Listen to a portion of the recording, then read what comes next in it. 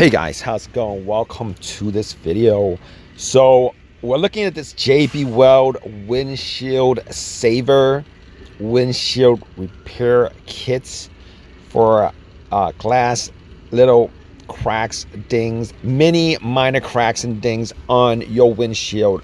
Now, if you guys have tried this and it's worked for you guys, or if it hasn't worked for you guys, definitely leave a comment section. Let us know whether this is a decent buy or not. To be honest, this kit is pretty inexpensive. They sell it at AutoZone. I'm actually at Walmart, and as you guys can see, it has push pin, prep wipe, adhesive disc, pedestal, resin, syringe, safety, razor, and curing strip. It seems to be pretty simple. The kit is pretty small.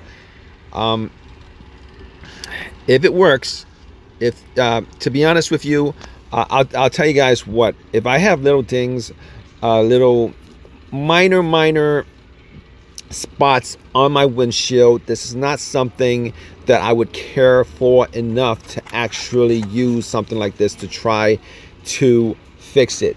All right, I would just drive it like that. Now, if I have a big crack, but this is not for big cracks, UV curing repair system repairs up to 1 1/4 diameter. I don't think 1 1/4 diameter is that big that it actually makes a big difference. I don't think that will actually keep you from passing inspection. Repairs and minimizes appearance of star, half moon, bullseye, combo, little minor. I would say they're like pretty minor issues with your windshield.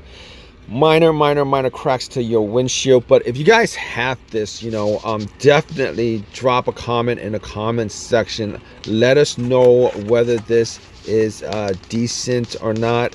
As far as JB Weld products concerned, the putties work okay, but to be honest with you,